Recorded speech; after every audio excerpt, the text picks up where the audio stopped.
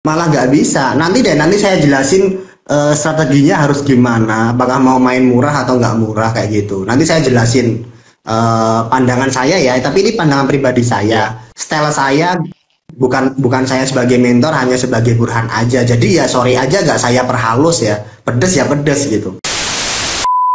Oke Om, kita langsung aja Om. Kalau saya boleh tanya ya, 2023 kan udah lewat ya Om ya. Prediksi apa yang Om pernah sampaikan dan Om rasa, ternyata sesuai. Apa yang sesuai dan apa yang meleset Om? Nanti kita baru bahas 2024. Ya, nggak ada yang meleset lah Om ya. Kayaknya nggak ada yang meleset yang diprediksi kemarin, kayak kenaikan admin fee itu hanya mundur aja sebenarnya, hanya mundur aja. Terus kayak yang lain-lain juga efisiensi dan lain sebagainya. Kemarin kelihatan jelas banget kan gitu.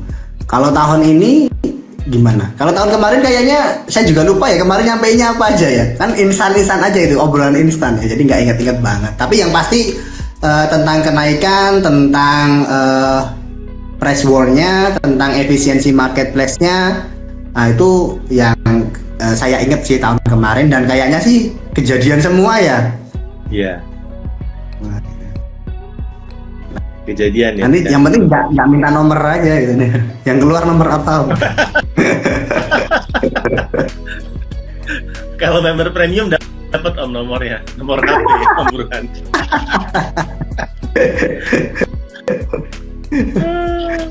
Oke, berarti 2023 hal apa yang mengagetkan Om?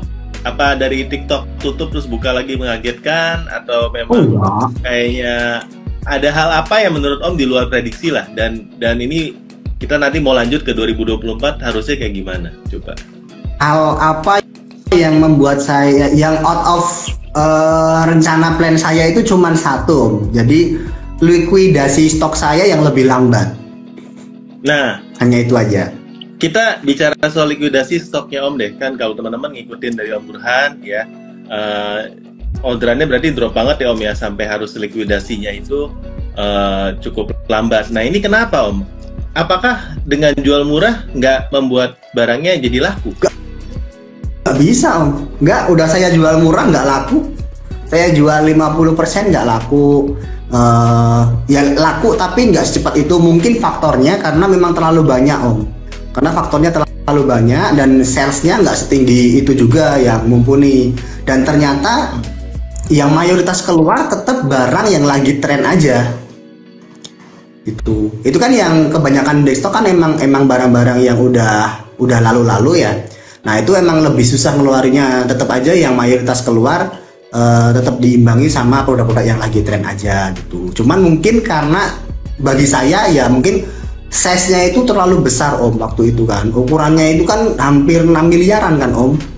Buang kayak gitu kan gak gampang. Oke, baik. Berarti nih ya, kalau boleh saya simpulkan satu, kalau ada seller yang baru buka toko online, jualan produk dengan harga murah, itu belum tentu ngangkat traffic-nya. Oh, malah nggak bisa. Malah nggak bisa. Nanti saya jelasin strateginya harus gimana. Apakah mau main murah atau nggak murah kayak gitu. Nanti saya jelasin pandangan saya ya. Tapi ini pandangan pribadi saya. Style saya bukan saya sebagai mentor, hanya sebagai Burhan aja. Jadi ya sorry aja nggak saya perhalus ya. Pedes ya pedes gitu. Pahit ya pahit. Nah ini gitu. Kita suka nih. Kalau bisa sepedes ini Burhanologi ya teman-teman ya. Jadi jangan baper, jangan apa, ini bukan buat nyindir siapa, tapi ini Burhanologi. Jadi yang menurut Om Burhan tepat harusnya kayak gini. Nah jadi gimana nih Om, boleh gas Om. Oke, tapi disclaimer dulu ya, ini bukan saya itu nebar fear, nebar pesimis, semuanya itu hanya penyampaian realistis biar teman-teman itu dapat pandangan mungkin ya dari pandangan saya aja gitu aja ya kan. Ya kalau yang nggak cocok mungkin abaikan aja. Kalau yang pertama gini Om, marketplace itu kan udah berjalan dari tahun 2012, 2015, ini kan sudah hampir 10 tahun kan Om. Berarti mereka itu ini kita ngomongin dari sisi makroekonomi investor besarnya mereka ya. Rata-rata investor itu kan biasanya mereka pengen balik-balikan itu kan sekitar 10 sampai 15-an tahun kan Om. Nah, makanya sekarang kan efisiensinya itu udah besar-besaran gitu. Nah, apa yang perlu saya sampaikan ke teman-teman, jadi apa yang mereka kejar, marketplace kejar itu adalah profitable dari sisi marketplace-nya. Gimana mereka bisa profit otomatis ya kan, dari satu sisi ya dari admin fee, dari biaya iklan dan lain sebagainya. Maka yang saya sampaikan nih termasuk algoritma 2024, bukan algoritma ya, prediksi saya. Pertama itu pasti akan ada kenaikan, harusnya loh ya. Sekarang ini kan baru 15% kan. Nah, baru 15%. Harusnya akan naik lagi, ya kan? Akan naik lagi. Kemudian yang kedua itu pasti apa ya? Kalau teman-teman nyebutnya kan ACOS ya, ACOS atau benchmark iklan itu harusnya juga itu akan lebih naik lagi karena itu adalah sumber pendapatannya mereka kayak gitu. Yeah. Jadi otomatis untuk menutup biaya admin fee, kemudian untuk menutup biaya-biaya iklan dan lain sebagainya. Mau nggak mau teman-teman nggak bakal bisa untuk jualan murah kayak gitu. Terus pandangan saya gimana lagi sih? Saya jujur aja ya belak-belakan ya. Kalau pandangan saya marketplace itu susah untung bener. Kalau dia hanya jualan iklan, jualan komisi, fee dan lain sebagainya itu bakal berat banget. Mereka itu bakal berat banget untuk untung. Makanya kalau kayak Amazon pun kan mereka pendapatan terbesarnya itu kan malah dari cloud-nya kan. Sedangkan di Indonesia kalau Shopee itu mau jualan cloud, saya kira susah. Makanya pandangan saya arah semua marketplace itu adalah mereka itu second arm-nya itu adalah bagian finance, di keuangan Om. Shopee dengan Shopee Pay, si banknya itu pasti bakal diperketat lagi kayak gitu. Nanti mungkin TikTok kan udah gandeng si Goto ya, otomatis dia kan punya GoPay gitu. Kalau Lazada nggak tahu ya kok Alipay-nya kok belum masuk itu saya juga kurang tahu. Kayak Lazada itu soal update paling belakangan gitu ya. Yang lain punya Shopee Video, punya live. Lazada baru live-nya aja videonya belakangan itu pun gabung sama Feed dan performanya juga nggak sebagus yang lain-lainnya juga. Tapi di sisi itu kembali lagi mungkin prediksi saya tidak di tahun 2024 tapi akan mulai mereka akan menguatkan second arm-nya mereka itu di bagian finance-nya. Jadi mereka cari untungnya itu adalah di bagian finance karena itu adalah bisnis yang paling gampang Om. Nah, siapa target mereka? Jadi mungkin ya menurut saya besok itu bakal kencar banget soal pendanaan untuk seller dari marketplace Om. Jadi kemungkinan ya, ini ngomongin kemungkinan aja. Terus karena kan mereka punya data nih, seller mana yang profitable, seller mana nih yang salesnya oke dan lain sebagainya. Nah itu yang akan ditarget mereka untuk istilahnya itu pendanaan. Karena kalau keuangan itu kan mereka dapat istilahnya itu untung gedenya itu kan dari kredit kan. Dan musuhnya kredit itu kan NPL kan. Orang yang dikasih kredit tapi nggak bisa bayar kan gitu. Tapi ketika mereka punya data seller mana yang profitable, seller mana yang sehat itunya, wah itu adalah target mereka menurut saya sih, yang akan mereka lebih incar ke depannya itu lebih kayak gitu. Jadi mungkin seller-seller yang bisa membangun awareness untuk tokonya sih yang akan bertahan. Jujur ya, kalau saya sendiri pun, ya saya pun nggak ngajakin nyerah ya. Tapi saya sendiri pun ngelihatnya saya nggak akan bisa. Kemungkinan saya menang kecil di pertarungan 2024 ini. Makanya sebenarnya saya juga melihatnya itu dari tahun 2021. Nah, makanya teman-teman jangan salah paham, jangan dikira mau hijab, mau bangkrut, mau tutup ya saya jual kain dan lain sebagainya kayak gitu. Itu hanya salah satu langkah strategik saya untuk cash out, untuk memindahkan aset saya ke instrumen yang lain gitu. Jadi lebih ke situ sih pandangannya ke depan yang akan agak panjang sebenarnya 2004 agak panjang lagi. Kalau yang pendek-pendek wes pasti biaya iklan ACOS-nya itu pasti nanti benchmark-nya akan dinaik-naikkan terus sehingga kita itu mau nggak mau harus ngeluarinnya lebih banyak banget. Makanya sekarang saya itu kemarin juga habis ngobrol sama Korevi kan, wah saya itu udah nggak percaya sama ROAS sama ACOS itu saya udah nggak ngelihat karena di mata saya itu ya itu semua kan di luar kendali kita. Yang saya lihat itu rasio yang saya lihat sekarang itu hanya beban biaya terhadap total keseluruhan omset gitu. Oh jadi panjang banget ya, harusnya satu-satu aja ya. Lebar ini. Ya intinya Oke. Lanjut. Nah intinya yang pertama tadi dulu aja, seller yang terlalu mepet itu akan kesulitan. akan kesulitan untuk mengamankan marginnya, kecuali memang dia marginnya itu mepet tapi bersih gitu. Jadi dia udah pinter perhitungan pada saat penentuan biaya, tentang biaya adminnya, rasio biaya operasionalnya, biaya beban sewa, biaya apa dan benar-benar dia ngambil margin sisanya itu tipis gitu. Itu mungkin bisa kayak gitu ya, mungkin bisa. Tapi tetap aja kembali lagi teman-teman harus ngehitung, kan kita namanya bisnis kan ada ROE ya, return on equity ya. Kita modal berapa, nanti returnnya berapa, kan harus selalu kayak gitu.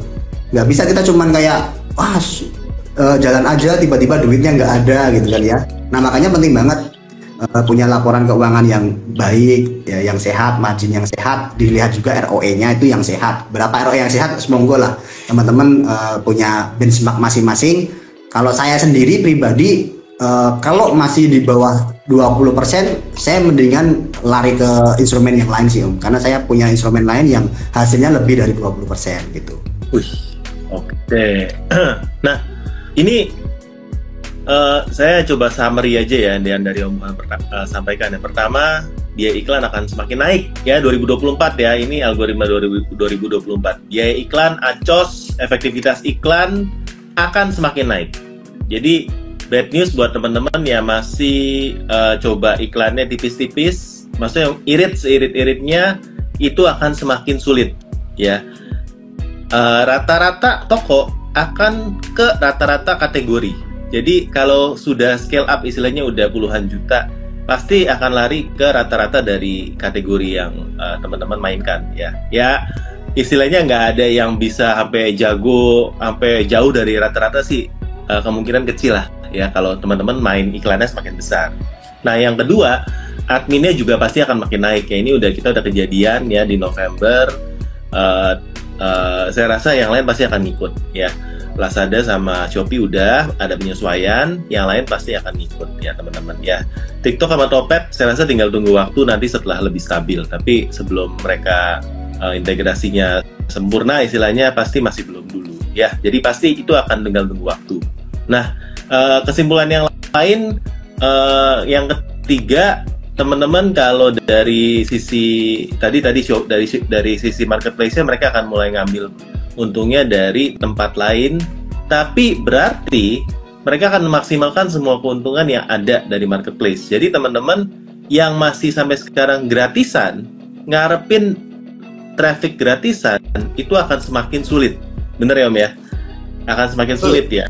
Nah, algoritma 2024 menurut saya ya, baik di Shopee atau di Tokopedia ini terbagi jadi 3 kalau dari saya yang menjadi fokusnya, yaitu di iklan, di live, sama di affiliate. Nah ini saya mau minta pandangannya Om Burhan nih di antara 3 ini, karena yang satu bisa dibilang organik, live ya, live organik nggak organik lah ya Om, tapi bisa dibilang saat ini masih organik lah ya. Affiliate juga sebenarnya organik, tapi ada bayarannya middle lah ya, setengah-setengah. Kalau paid ads ya, iklan ya pasti berbayar. Nah menurut Om Burhan gimana Om kalau dari antara ketiga ini? Live, affiliate, dan iklan. Kalau affiliate setuju, agree saya. Itu nanti jadi salah satu solusi, karena munculnya nanti kreator-kreator itu untuk ngebantu kayak gitu kan ya. Iklan harus pasti itu akan sulit banget lepas dari sana. Nah kalau untuk affiliate itu kan, kalau affiliate kan kita hanya pasang affiliate, nanti biar affiliate yang ngatur ya. Kita saya nggak akan dalam-dalam di sana. Kalau soal iklan dulu. Mungkin arahnya akan lebih ke otomatisasi ya. Jadi iklan-iklan otomatis mungkin performanya akan membaik. Iklan otomatis. Jadi seller mungkin akan lebih fokus di bidang yang lain gitu. Ngadain barang, cari barang-barang yang lagi tren, perbaikan bisnis internalnya mereka kayak gitu. Jadi nggak yang dari pagi sampai sore hanya ngulik-ngulik iklan terus kayak gitu. Mungkin otomatis akan lebih, performanya akan makin baik gitu ya. Saya juga udah riset sih Om, di saya dan di beberapa temen itu ternyata performa iklan otomatisnya itu udah mulai lebih membaik lagi gitu.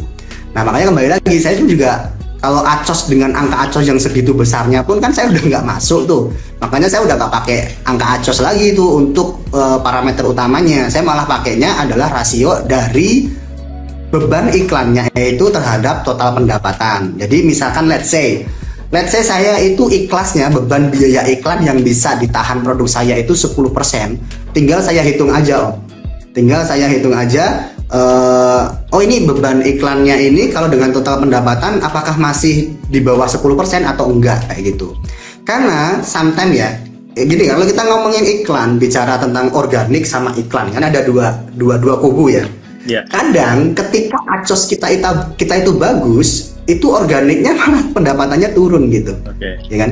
Anggap aja misalkan nih bulan 1 kita itu rata-rata pendapatan di 150 juta gitu. Acosnya itu pas bulan 1 itu bagus gitu. Bagus, misalkan acosnya 10 lah, ya 10% gitu. Nah, ternyata pendapatan dari iklannya itu banyak, sedangkan pendapatan dari organiknya itu mungkin lebih sedikit, lebih berkurang. Yeah. Terus bulan kedua itu saya juga kadang-kadang lihatnya gini, pendapatannya nggak jauh beda nih, misalkan 150 juta, tapi kok acosku kok jadi jelek, jadi 25 gitu. Iya, pendapatan dari iklannya itu kecil, tapi pendapatan dari organiknya itu naik gitu. Jadi karena kan itu di luar kontrol kita ya Om ya, kita kan nggak tahu ini pendapatan yang diklaim dari iklan yang mana, pendapatan yang tidak diklaim iklan yang mana, itu santai itu. Makanya karena itu di luar kontrol saya langsung berfokus gini aja, sesuatu yang uncertainty yang tidak jelas itu tidak bisa kita pakai jadi dasar, saya gitu. Jadi karena acos itu di luar kendali kita, makanya saya nggak pakai jadi dasar. Makanya mungkin kalau teman-teman mau ngikutin, coba deh dilihat beban biaya iklan terhadap total pendapatan. Itu yang dilihat sebagai benchmark utamanya. Acos tetap dipakai, tapi hanya untuk pemilihan mungkin produk mana nih yang mau dimatikan dan lain sebagainya, itu masih boleh dipakai. Tapi secondary istilahnya variabel lain gitulah ya. Tapi variabel utamanya lebih ke rasio iklan terhadap total pendapatan. Kalau sekarang saya pakai gitu. Apalagi yang Lazada ketara banget tuh. Lazada itu ketara banget, kayak manipulatif banget gitu kan. Kan sekarang kan saya dari bulan, mungkin yang ngikutin IG saya bulan Desember, dari akhir November itu kan saya nge-push Lazada kan.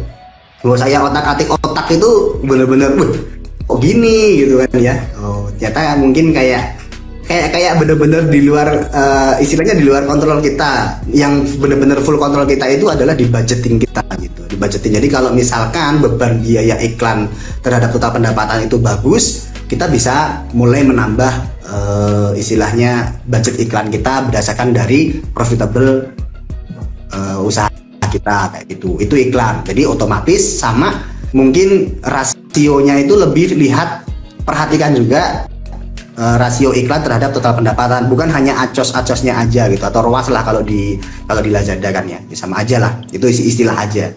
Tuh, terus kalau kemudian tadi yang ketiga itu adalah left. Oke.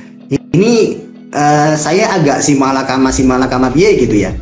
Karena pertama gini Om, itu kan mungkin kalau yang kita ngobrolin live-nya TikTok sama live-nya marketplace itu kan beda kultur ya.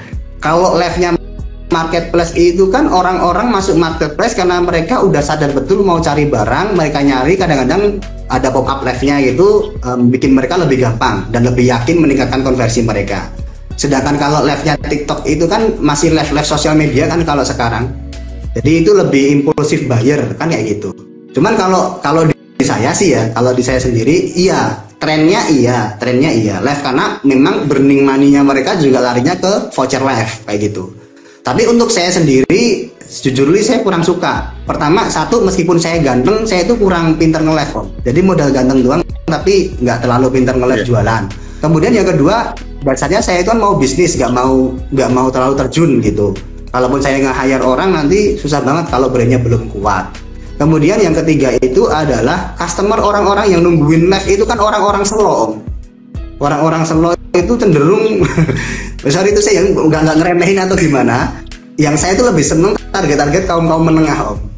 Kaum menengah yang ngaku dia cari beli. Tapi kalau yang bener-bener dari jam 7 sampai jam 8 dia nontonin live kayak gitu tuh, itu kaum slow kayak gitu tuh biasanya sifatnya lebih ke cheaper buyer dan impulsif buyer. Itu saya jujur saya kurang suka. Makanya untuk live saya sendiri itu di tempat saya nggak terlalu saya push banget. Jadi live-nya pun live-livean Om. Udah karyawan seadanya live aja, manfaatin voucher aja, udah untuk itu aja. Nggak saya push banget kayak gitu. Itu kalau saya ya kan, pandangan saya, karena saya nggak suka dengan tipikal buyer yang kayak gitu. Kalau di saya sih Ya, Kalau di Cina kayaknya jangan. Ada yang komen katanya Burhan jujurly ganteng katanya. Ya itu penyakit dari lahir sih, udah susah banget diobatinnya gitu. Ya, jadi tadi menarik ya. Kita kalau bahas lagi tadi yang saya coba rekap ya teman-teman ya. Ini burhanologi ya. Saya coba rekap. Kalau misalnya Om bilang tadi soal iklan deh ya. Ini balikan tadi ya. Soal iklan, otomatisnya sekarang lebih bagus, lebih bagus daripada dulu ya. Kalau kita nyalain otomatis ya, tapi penyakitnya sekarang Om ya, yang saya temukan di banyak seller ya. Kalau sudah jalan, kita udah nggak bisa, udah kecandu, udah candu Om kayaknya ya. Mau tambahin yang kata kunci manual pun kalau di Shopee ya, kadang-kadang udah nggak gerak sama sekali manualnya karena otomatisnya udah jalan banget. Tapi kalau mau dimatiin nggak berani karena omsetnya udah gede dari sana Om, udah nyandu gitu. Nah yang kedua pertanyaannya Om, kalau memang sangat tergantung sama iklan sampai 90% omset dari iklan, nah ini juga satu candu yang berbahaya juga akhirnya karena udah bergantung banget sampai organiknya tuh nyaris nggak ada ya. Nah itu kayak gimana Om? Coba yang dua hal itu. Oke, yang pertama itu kalau otomatis tadi gimana? Lebih mau nambahin ya otomatisnya nyala, manualnya jadi candu gitu ya. Jadi candu akhirnya cuma bisa dikutak-kutik ya, nambahin saldonya aja. Istilah budget harian, modal harian dijaga. Tapi udah nggak bisa utak-utik, kadang-kadang jelek ya bisa jelek, bagus juga kita nggak bisa kontrol, ya kan kesannya kayak kita nggak bisa ngapa-ngapain. Nah akhirnya kalau yang udah terlalu besar, manualnya pasti nggak jalan biasanya. Mau dimatiin pun kita nggak berani, karena udah terlalu gede porsi iklannya. Sih. Oke, jadi yang pertama gini Om, kalau saya ya, karena memang untuk saat ini saya itu yang tipikal istilahnya saya nggak mau mikirin apa yang udah dipikirin sama algoritmanya mereka. Oke, kita lihat dulu, coba kita berpikirnya ngikutin struktur saya dulu. Pertama, pada saat kita ngiklan itu kan ada yang dikontrol kita, ada yang dikontrol oleh algoritma marketplace-nya, kan gitu, dua hal. Oke, apa yang bisa kita kontrol itu adalah budget, just budget aja, budgetnya. Karena apa? Misalkan kata kunci mau otomatis ataupun mau manual, kita cari manual, kemudian kita atur bid sendiri, ya cuma sebatas itu aja. Soal targeting customer, order mana yang diakui sebagai order dari iklan, itu kan sistem dan kita nggak tahu kayak apanya kayak gitu. Makanya saya udah bodo amat gitu. Bodo amat Om. Jujur pertama karena memang mungkin ini teman-teman boleh gak ikutin. Saya itu selalu yang saya tekankan ke saya adalah dashboard iklan itu manipulatif bagi saya gitu. Makanya itu terserah mereka aja mana mau yang diakuisisi jadi iklan dan mana yang enggak gitu kan. Jadi saya hanya berfokus pada apa yang bisa saya kontrol penuh. Apa itu hanya budgetnya aja. Makanya sekarang saya pun kalau ngiklan kayak gitu. Jadi otomatis saya nyalakan semuanya sekarang otomatis, saya nggak pakai manual sama sekali ya, nggak pakai manual sama sekali.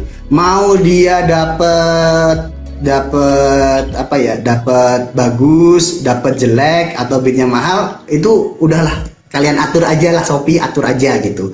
Yang penting saya kasih budgetnya kalian jangan lebih dari 50.000 sehari. Kalau saya sekarang mikirnya lebih ke kayak gitu Om. Jadi nggak terlalu ribet amat. Kenapa Om? Karena pertama tadi mau manual mau otomatis ya istilahnya idealnya ya teman-teman, kalau kita ngomongin ideal sebagai mentor ya itu harus di A/B testing, jalankan keduanya, kemudian nanti dilihat mana yang bagus dan enggak, ya itu jawaban klise ya, semua juga udah tahu gitu.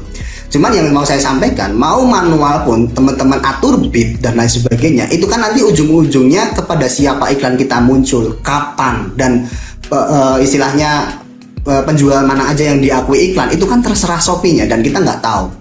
Dan kita nggak tahu ujung-ujungnya muncullah acos 20, ujung-ujungnya muncullah acos 15. Kita sama loh, produk yang diiklanin sama, sekarang acosnya bagus besok nggak bagus dan sebagainya.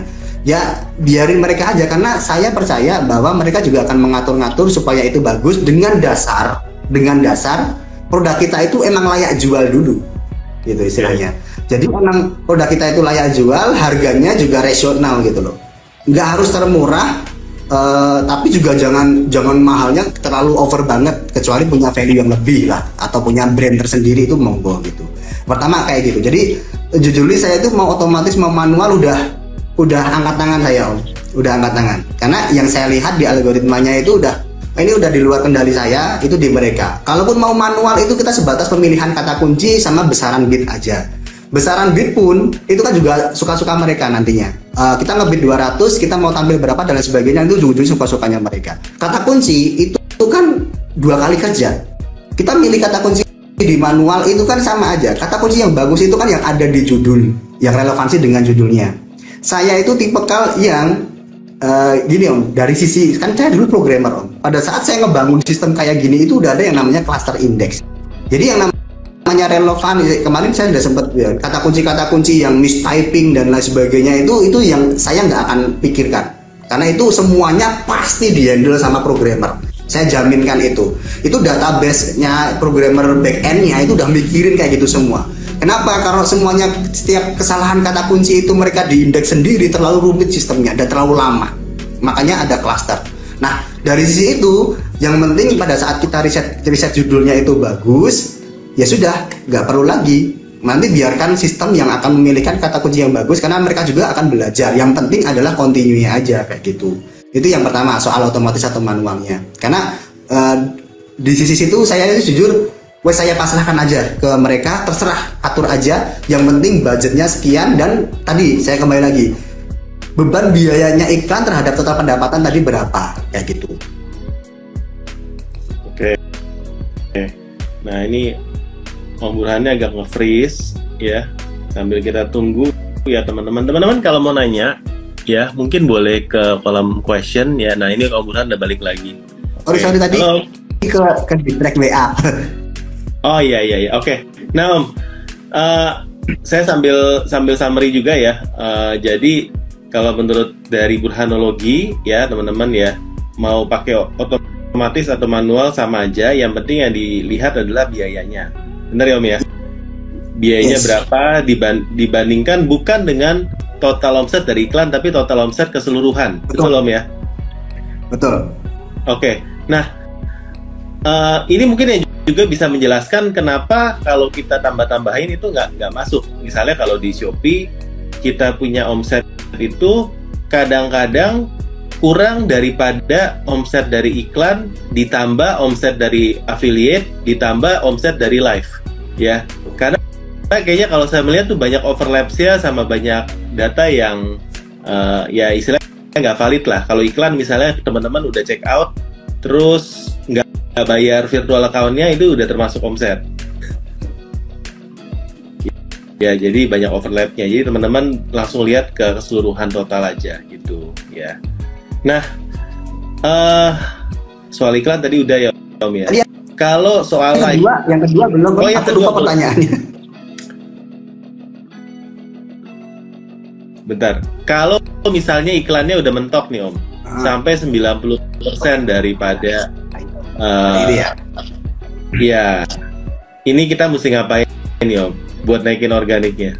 Oke, pertama gini Om, mau 100% dari iklan, gini Om, kembali lagi ya, saya udah bukan yang mana order organik, mana order iklan ya. Jadi sekarang gaya style saya itu lebih ke udah total pendapatan. Mau organik mau iklan, yang penting adalah rasio iklan terhadap total pendapatannya itu bagus, udah kayak gitu. Pertama itu dulu. Kalau saya ya ini ya, kalau mau ikut-ikutan kesesatan saya boleh lah ya. Jadi saya udah nggak mikirin 90% organik. Kalau dulu iya, saya kalau bisa di bawah 50% lah pendapatan dari iklan kayak gitu. Tapi semakin kesini kok makin kayak gitu ya. Ada juga mungkin seller-seller yang hampir 90% kan dari iklan. Kalau misalkan meskipun 90% pendapatan itu dari iklan, tapi kalau biaya iklan terhadap total pendapatan itu masih masuk dalam perhitungan, ya nggak masalah gitu. Nggak masalah. Enaknya kayak gini, enaknya nggak masalah. Kalau sekarang nggak masalah, wes. Jadi misalkan gini, 90% dari iklan, tapi acosnya bagus, ya kan? Yeah. Acosnya bagus, misalkan 10 lah, ya kan? Acosnya 10. Itu kan berarti dengan total pendapatan ya sambil mirip-mirip lah, ya kan? Jatuhnya paling nanti ya cuma 9%-an kan beban biaya iklan terhadap produk kita, kan gitu. Karena sekarang jujur nih mau nge-push organiknya tok juga bingung, mau iklan juga bingung. Mereka mau ngeklaim pendapatan ini yang dari iklan, mana yang enggak, itu juga suka-suka mereka dan kita nggak tahu. Makanya ya wes lah, saya sekarang lebih ke tutup mata, udah nggak tak rasio lagi mana organik mana iklan. Ya yang penting mana nih berapa sih beban biaya iklan terhadap total pendapatan. Cuman kalau teman-teman masih mau pakai style lama saya yang istilahnya itu mau ningkatin organiknya, ya itu satu-satunya cara itu adalah jangan over budget. Kemudian pada saat peningkatan budget itu gradually. Cuman untuk saat ini main kayak gitu tuh lama naiknya, lama. Orang maunya cepet ya. Maunya jualannya langsung rame ya, paketnya langsung banyak.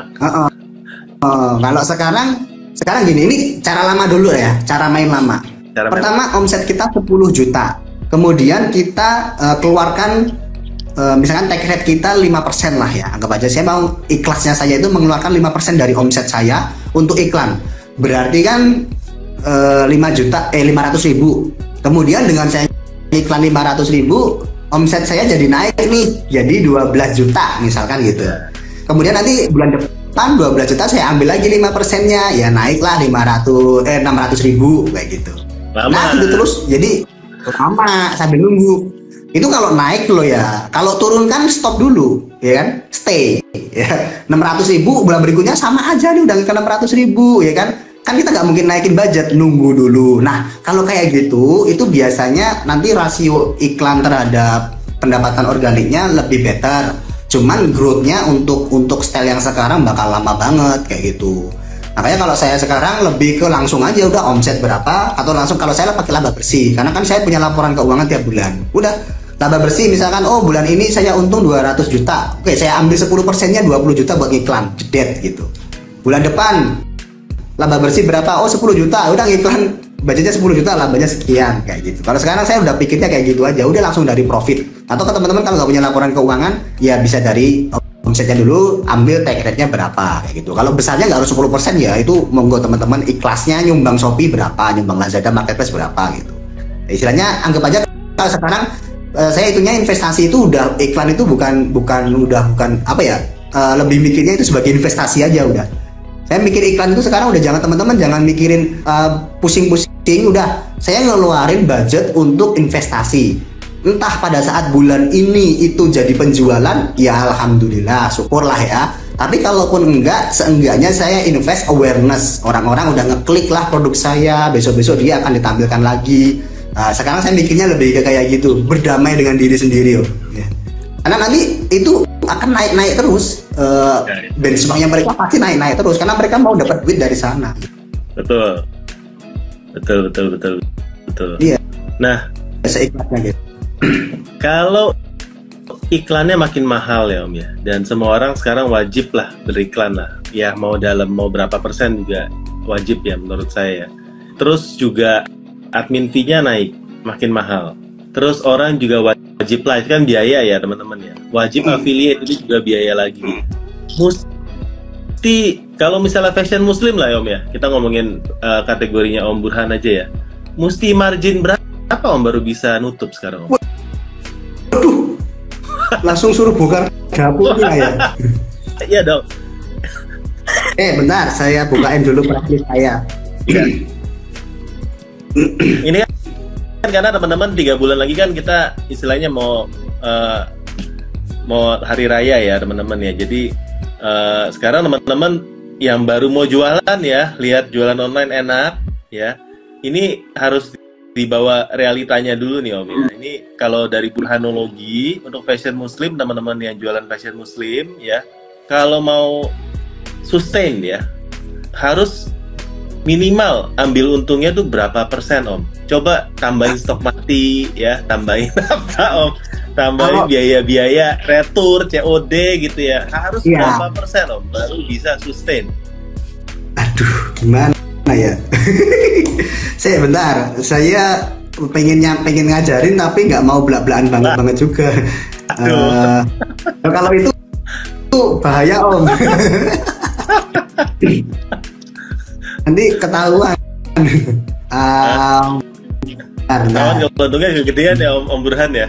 Ternyata mulai hijau selama ini 80% marginnya ya. Gini.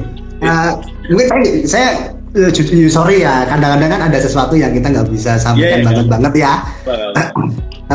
Cuman gini, kalau nyampein itunya berapa itu saya nggak bisa, ya kan, jujur saya nggak bisa share. Tapi saya share aja di laporan akhir, ya kan. Nah, di laporan akhir itu mana ya? Bentar Om, saya ini agak loading dikit bentar. Jadi saya nggak bisa langsung sebutin sekian persen. Cuman untuk sampai sekian persen itu saya emang udah punya perhitungan yang komprehensif. Jadi ada HPP yang udah saya hitung, beban admin fee, kemudian ditambah dengan beban biaya operasional yang udah dirasiokan, kemudian ada ya mungkin beban sewa dan lain sebagainya kayak gitulah. Ada beban iklan itu saya masukkan ke harga produk saya gitu. Ada beban iklan juga. Kemudian setelah ditambah-tambah gitu, namanya harga kan naik turun. Harga itu kan naik turun ya Om ya. Kan kadang-kadang kita ada campaign, ada ikut flash sale dan lain sebagainya. Nah, tapi setelah di laporan keuangan saya bulanan ya, bulanan itu biasanya salah. Nah ini dia. Laba rugi bruto, ya kan teman-teman nih. Laba rugi bruto saya itu di angka 33%. Ini di laporan keuangan utuh ya, 1 bulan. Karena kan ada ikut campaign, ada ikut apa dan lain sebagainya. Ujung-ujungnya itu laba bruto saya 33%. Tapi laba rugi operasional itu sisa 16,36%. Kemudian laba rugi setelah pajaknya itu 16%. Itu laba bersih setelah pajak. Kalau laba operasional itu 16,36. Kemudian kalau laba bruto sebelum biaya beban administrasi sama umum itu di 33%. Itu saya. Dan jenengan bisa estimasi sendiri, berarti saya ngejualnya itu marginnya berapa. Ya, kalau tadi itu minimal 50 deh. Minimal 50. Kalau nggak 50 nggak ketemu nggak segitu sih. Ya, karena kan jujur juga kita kan jualan kadang-kadang ketemu mega campaign, ketemu flash sale, ketemu A+, kan kayak gitu. Pas campaign gajian, ketemu crazy deals kalau kita mau crazy deals, return dan hilang. Kalau ini kan udah laporan keuangan bersih. Artinya ya barang hilang, barang retur, kemudian pesanan gagal, ya semuanya lah ya. Jilbab bolong dan lain sebagainya kan udah kehitung. Ya brutonya itu di 33, tapi laba rugi operasi di 16,36. Kemudian setelah dikurangin pajak jadinya net bersih 16% saya. Nah, gitu. Ini menarik ya Om ya. Boleh saya bantu analisa sedikit buat teman-teman ya. Kalau dari kacamata Om Burhan, ya ini dari kacamata luar ya, lihat dia ada beberapa yang teman-teman harus perhatikan. Pertama ya, Om Burhan operasionalnya di Jogja, which is ya di Jawa Tengah itu secara gaji karyawan UMR-nya itu termasuk yang termurah di Jawa, salah satu yang termurah lah ya. Jadi kalau teman-teman operasionalnya nggak di Jogja ya, teman-teman mungkin marginnya sebenarnya harus lebih besar lagi daripada Om Burhan, bener ya Om ya? Betul. Di sana ya, apalagi kalau manage karyawannya itu nggak efisien ya. Kita patokannya dulu pada waktu kita rame ya, dan selalu ngandai-ngandain ya, berharap kalau bakal rame lagi. Ini hati-hati ya teman-teman ya. Jadi operasional tuh bisa tinggi banget ya. Kalau teman-teman nggak ngitung, apalagi kan gaji setiap tahun kan pasti ada kenaikan ya. Yang kedua, Om Burhan tadi sempat ngomong ada pajak. Nah, teman-teman yang saat ini belum bayar pajak ya, atau memang omsetnya udah PKP tapi nggak melaporkan, jangan-jangan keuntungannya sebenarnya adalah pajak yang harus dibayarkan ke pemerintah. Nah ini juga bahaya. Iya. Iya ya Om ya. Jadi kalau yang belum rapi kesannya untung padahal itu sebenarnya pajak untungnya ya. Jadi itu juga berhati-hati sekali. Nah, buat teman-teman. Jadi saya tadi sekilas dari yang penjelasan Om bisa ambil 2 kesimpulan itu, tapi intinya buat teman-teman yang saat ini dari HPP cuma ngambil 20%, ini bukannya nggak bisa, tapi mepet banget sih. Menurut saya mepet banget. Mepet banget, Om. Iya. Yeah. Ya tadi benchmark saya, bruto saya aja 33%, artinya sales saya itu lebih harusnya gitu. Ya, jadi teman-teman 2024 ini harus fair lebih banyak ya. Tapi kalau ditanya Om, tapi yang jualan semuanya lebih murah daripada saya, atau saat ini ya saya jualan segitu udah sepi, kalau apalagi saya naikin harga, nah ini gimana nih Om sebenarnya? Kalau dari fashion gimana nih Om? Kalau misalnya dibalikin, saya jual segini aja udah sepi ya, apalagi saya nanti naikin harga. Nah ini kayak gimana nih Om? Saya mau iklan dari mana? Budgetnya nggak ada untuk iklan ya, buat profesional aja udah tutup, udah nggak nutup Om gitu Om. Oke, ini agak pedes ya omongan saya ya. Tapi sebenarnya tadi angka itu juga naik turun ya Om ya. Jadi nggak tiap bulan saya 16% juga net gitu. Ada kadang-kali kalau campaign-campaign besar Ramadan kayak gitu, itu biasanya cuma di angka 7-10an aja kayak gitu, nggak nyampe 16 kalau biasa gitu. Tapi nominalnya lebih gede gitu. Itu kan tadi persentasenya. Nah kemudian berikutnya teman-teman, kalau misalkan ini aja jualan kayak gini udah susah, tinggi lebih susah, kita harus naikin harga gimana? Oke teman-teman, dengerin saya ya. Ini burhanologi teman-teman ya, dengerin ya. Jangan kemana-mana ya, setelah pesan-pesan berikut nanti kita akan tampil. Omongannya pedas, saya nggak nakut-nakutin ya kan ya. Tapi yang nggak suka ya cuekin aja lah ya, anggap aja tahu. Siap. Pertama, jangan percaya dengan omongan belanja online itu adalah sebuah kebiasaan atau habit ya. Karena sekarang kan kebiasaan orang belanja online sudah menjamur bla bla bla bla bla bla lah. Wacana. Belanja online itu adalah solusi.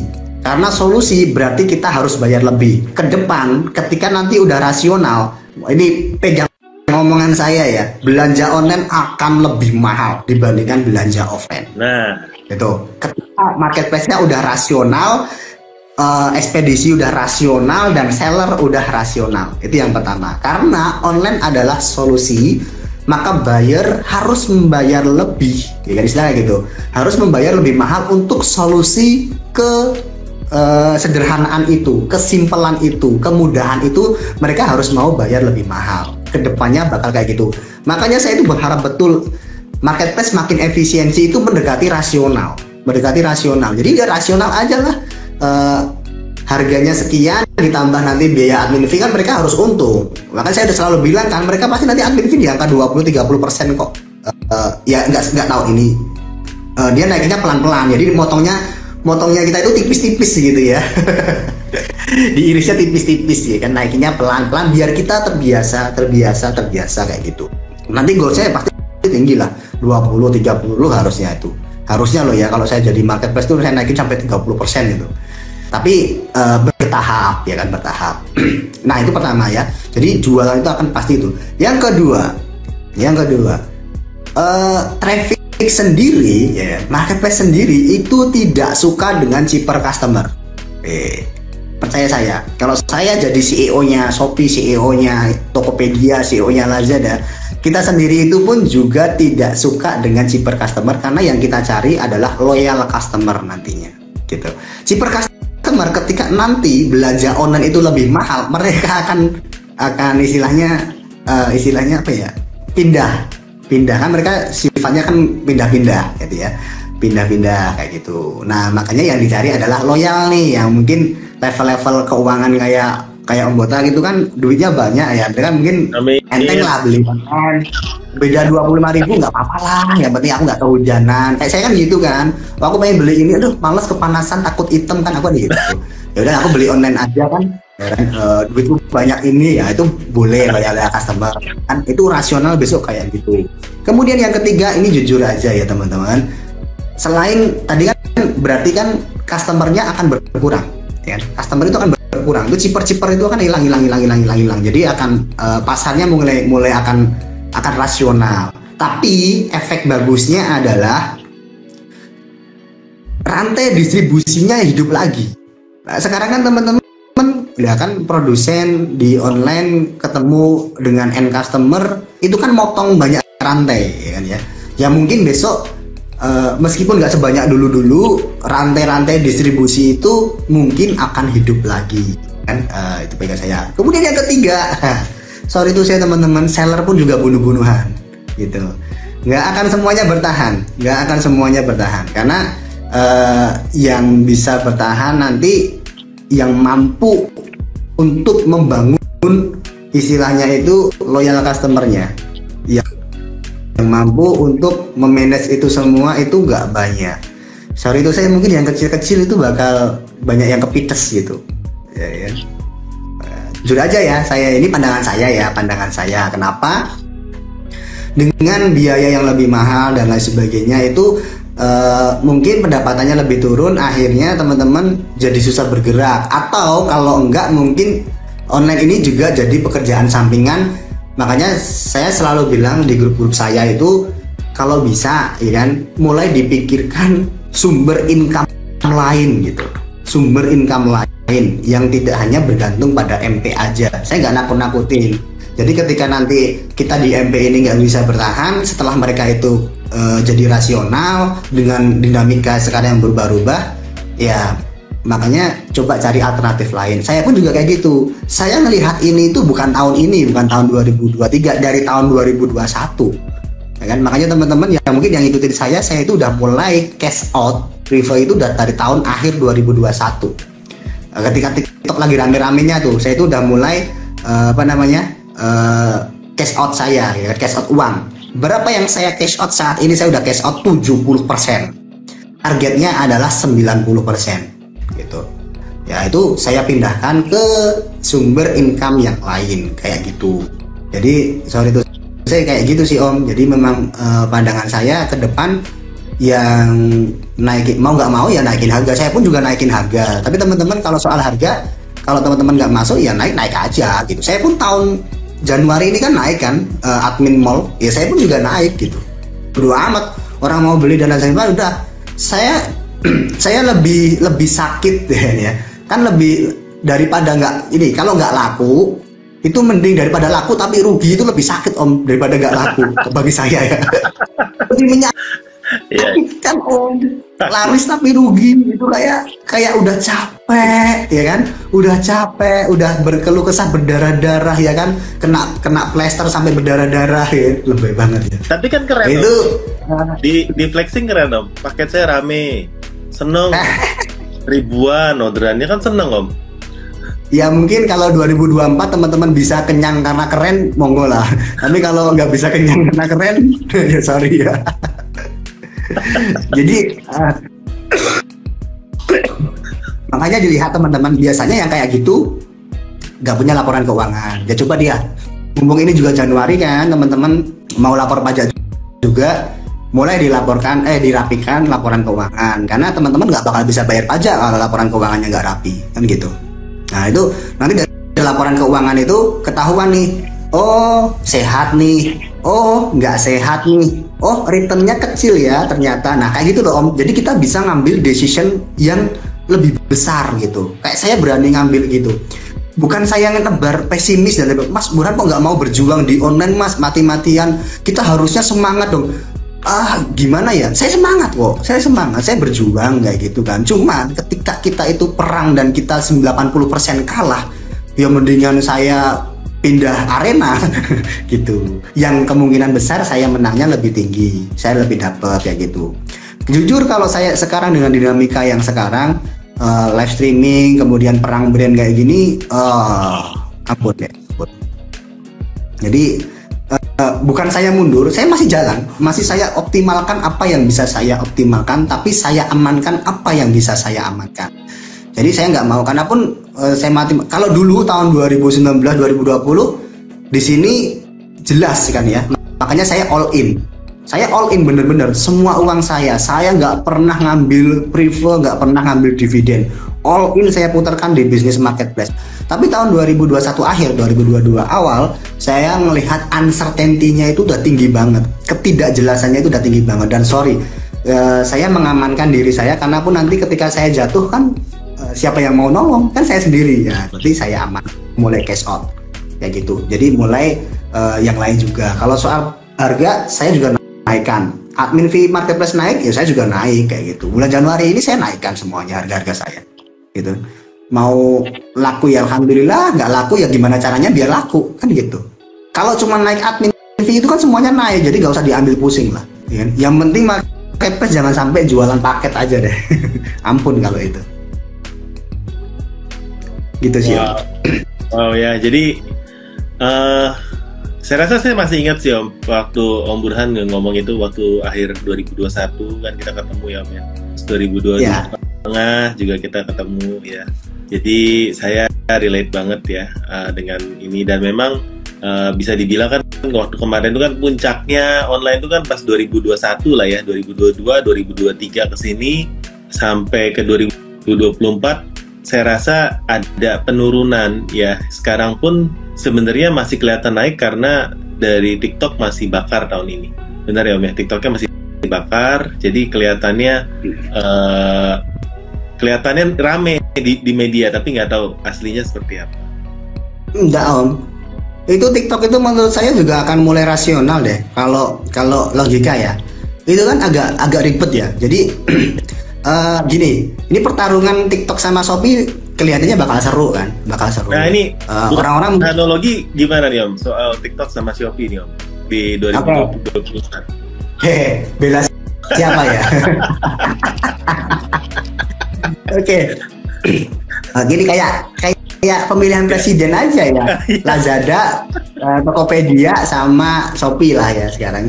Karena TikTok kan TikTok gini Om, tapi logika ya, ini logika saya ya. Mungkin teman-teman bisa di koreksi ulang.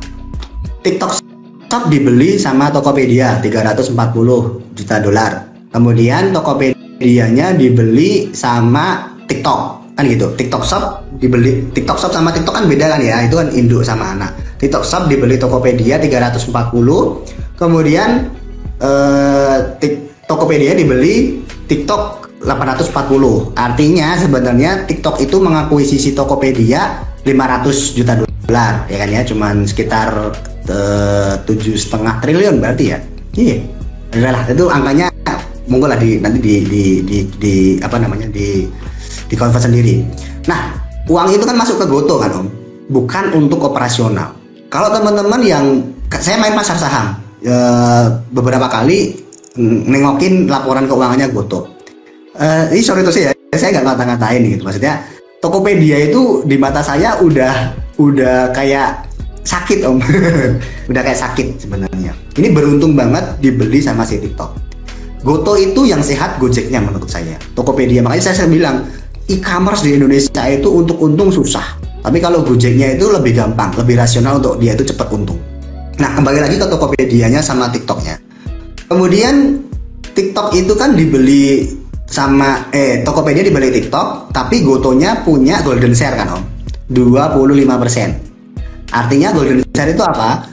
TikTok mau masukin uang berapapun ke Tokopedia, ya share-nya Goto tetap 25%. Yeah. Nah, pada saat akuisisi Tokopedia itu kan ada promissory note ya, saya lupa ya, $1 miliar atau $1,5 miliar, saya agak lupa angkanya.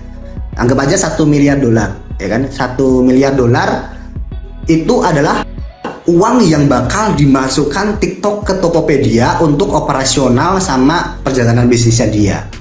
Secara logis lah ya. Kalau saya sebagai TikTok, sedangkan Goto punya golden share 25%, saya nanti setelah tadi itu yang promissory note, tadi itu yang $1 miliar, itu mau masukin dana gede lagi itu agak mikir. Karena berapapun uang sebesar apapun yang saya masukkan ke Tokopedia, Goto langsung punya 25%-nya, kan gitu. Nah, sekarang kita lihat, kita anggap biaya operasionalnya si TikTok itu adalah $1 miliar. Kemudian tahun 2023 transaksi TikTok itu kan sekitar 4 miliar dolar kan, tahun 2023 itu.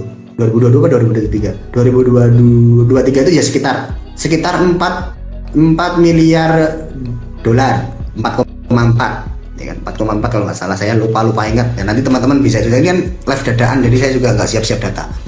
Kemudian karena dia udah merger ke Goto, ke Tokopedia, TikTok Shop-nya kan ke Tokopedia. Tokopedia sendiri itu salesnya 2023 itu kalau nggak salah itu kan 18,4 miliar dolar ya, 18,4 miliar dolar. Nah sedangkan kalau ini kan kalau omsetnya TikTok sama omsetnya si Tokopedia salesnya itu digabungin kan sekitar 22,8 ya, 23 miliar dolar. Sedangkan promissory note-nya itu 1 miliar dolar. Bayangin aja Om, dia mau bakar uang lagi seberapa coba? Gitu.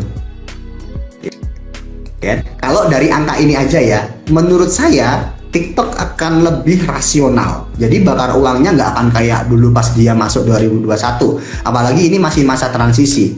Ya kan, masih masa transisi ini udah nanti maunya pemerintah itu kan TikTok di dalam Tokopedia, ya kan?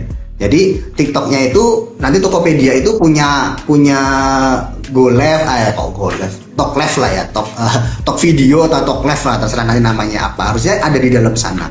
Tapi dengan anggaran dana operasional misalkan 1 miliar dolar, sedangkan salesnya mereka dalam 1 tahun kemarin aja itu gabungan TikTok Shop sama Tokopedia itu udah 23. Itu kan berarti berapa persennya? 4% Om, 4%. 4% itu belum untuk biaya karyawan dan lain sebagainya. Itu menurut saya untuk bakar uang yang jor-joran dengan dana yang ini akan susah. Tapi ya kita nggak tahu ya, di atasnya TikTok itu kan ada ByteDance ya. Nah, ini kalau TikTok versus Shopee mungkin masih imbang-imbangan. Saya kira untuk TikTok dia nggak akan burning money gede-gedean, tapi admin fee-nya itu masih kecil sih dia. Dia akan lebih lihat-lihat dulu mau ningkatin fee-nya. Makanya fee di sana kan di Tokopedia sama itu kan belum naik kan. Meskipun Lazada sama Shopee naik, Tokopedia ini masih belum naik gitu. Tapi bakar uang yang gede-gedean tak kira enggak. Dan ketika nanti kita usah nggak bakar uang gede-gedean, ya sorry, maaf aja. Kemarin tuh sales tinggi di TikTok Hype kayak gitu kan karena bakar uangnya gede banget Om. Yeah.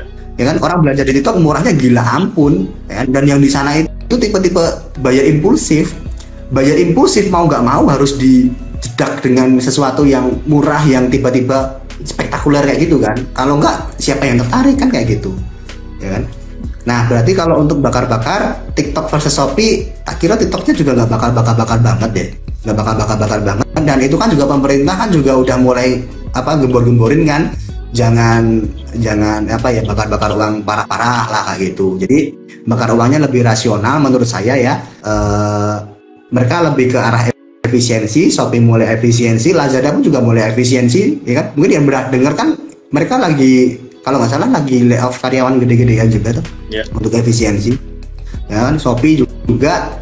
Tokopedia sekarang saya bilang Tokopedia aja lah ya, itu udah include TikTok di dalamnya.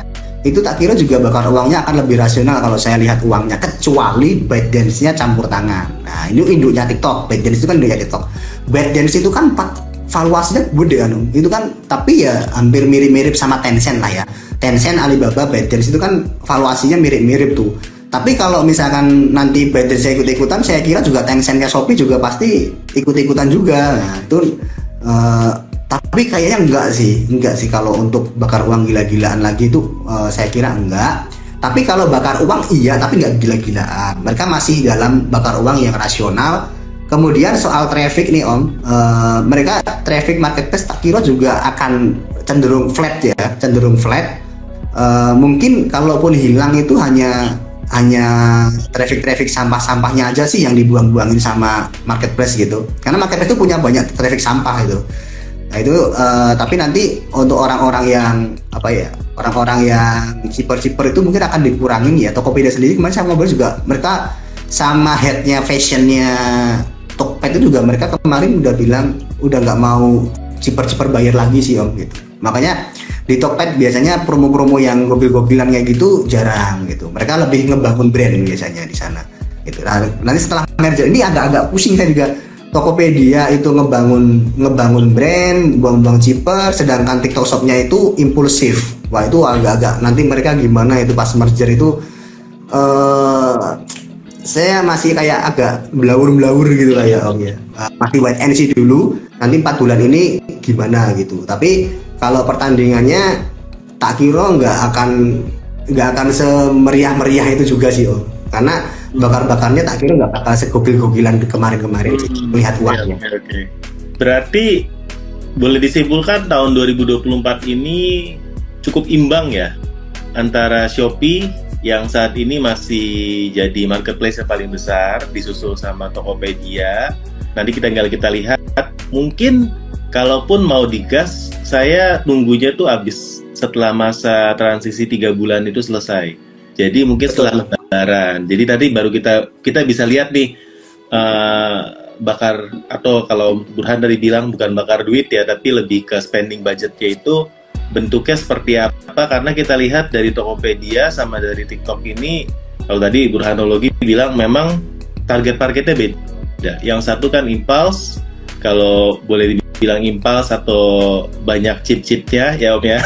Kalau Tokopedia lebih middle up, yang memang lebih loyal buyer di Tokopedia. Jadi kita mau lihat sinerginya seperti apa, tapi teman-teman jangan melupakan Shopee-nya ya, karena menurut saya teman-teman yang dari tadinya full fokus banget di TikTok, begitu kena Shopee, Shopee bagus juga, sekarang TikToknya buka lagi, mungkin langsung bilang udahlah ya di TikTok lagi. Jangan teman-teman ya, kita semakin banyak tempat untuk jualan, semakin baik untuk toko kita ya. Jadi semuanya harus terus dioptimasi ya, baik Shopee, TikTok, Tokopedia ya, Lazada ya teman-teman, Zalora, apapun teman-teman yang masih cuan jualannya, teruskan ya, terus belajar, terus optimasi tahun 2024. Kalau memang bisa punya offline juga gas ya offline-nya ya, karena tadi Burhanologi bilang offline-nya bakal naik ya, karena admin fee-nya lebih murah di offline sekarang ya, dan harga juga bisa lebih murah dan lebih loyal customer-nya teman-teman. Iya, saya juga sekarang kebantu offline-nya kok Om, kalau ngandelin online-nya juga turun gitu. Bahkan kemarin saya juga ngobrol sama teman-teman tuh yang dulunya itu udah top sellernya lah, itu udah banyak yang tutup kok Om. Top ya, itu kayak ibarat kata 5 besarnya itu udah separuhnya tutup gitu. Mana habis ngobrol sama itu juga wow gitu kan. Memang ya teman-teman ya nggak nakut-nakutin, tapi makanya saya ngomong realitanya apa, biar teman-teman bisa cari alternatif pengamannya kalau misalkan bener kejadian yang diomongin kayak gitu. Karena tahun 2024 ini juga nggak bisa berharap banyak. Prediksi saya tetap masih anyep kayak gini aja. Saya pun juga masih fokus tidak di nge-push pen-sales, tapi likuidasi stok gitu kalau saya. Berarti teman-teman punya target sendiri-sendiri, capaiannya apa sih 2024 ini, jadi punya target aja, jadi bisa ngambil langkah yang lebih tepat lah. Saya pun udah nutup beberapa cabang kok, cabang saya di Bekasi aja saya tutup Om. Oh gitu, balik Jogja lagi Om semua? Iya, sekarang bener-bener saya itu ngurangin ikut-ikutan kayak marketplace, mulai ikutan efisiensi, ngurangin karyawan, ngurangin biaya-biaya, kemudian cabang-cabang kayak gitu udah mulai saya kurangin dulu aja deh aku untuk saat ini gitu. Cuman bukan nutup ini ya, cuman nanti saya mau ini lagi mau coba kolaborasi Om, kolaborasi toko. Tapi saya belum bisa share sih, belum bisa share. Tapi kalau saya udah sukses. Siap. Nah, wow, gila, hari ini banyak banget ya insight yang kita dapat ya. Nah, teman-teman yang nonton ya boleh tulis di komentar kira-kira Burhanologi mana yang menurut teman-teman make sense, yang masuk akal, Burhanologi mana yang teman-teman nggak setuju, ya bebas ya. Karena sekali lagi ini Burhanologi ya teman-teman ya, boleh setuju, boleh enggak. Tapi ini menurut Om Burhan ini paling benar ya dong ya, namanya Burhanologi ya Om ya. ya sampai ada yang nanya seberapa pengaruh pilpres ke marketplace. Nah ini perlu satu sesi lagi nanti. Ya, tapi kalau jawab singkat sih menurut saya harusnya di awal ini kan putaran pertama, kalau menuju putaran kedua sih harusnya nggak terlalu pengaruh di Lebaran, tapi ya kita wait and see lah. Yang penting kita doakan pemilunya aman, gitu aja sih ya, aman damai. Siapapun ya, yang penting kita masih bisa tetap jualan, admin fee-nya nggak naik. Walaupun kelihatannya nggak mungkin, Om. Mungkin naik sih, tapi naiknya mungkin akhir-akhir tahun kok. Kalau nggak akhir tahun malah awal tahun 2025 harusnya. Kalau pertengahan sih nggak. Oke. Thank you banget Om, thank you banget buat teman-teman yang udah join, stay tune di sini. Yang mau nanti mau nonton di YouTube juga bisa, kita akan share rekamannya di YouTube. Thank you Om Burhan, sehat-sehat selalu, semangat terus Om. Mudah-mudahan kita bisa ada sesi gini setahun sekali Om, tahun 2025. Nanti kita akan lihat apakah prediksi Burhanologi tahun 2024 ini tepat atau tidak ya, gitu ya teman-teman ya. Selamat beristirahat, semangat buat tahun 2024 dan semoga kita akan lebih baik daripada tahun yang lalu. Oke, selamat malam semuanya. Thank you Om Burhan, sehat-sehat ya. Thank you Om. Yep, thank you.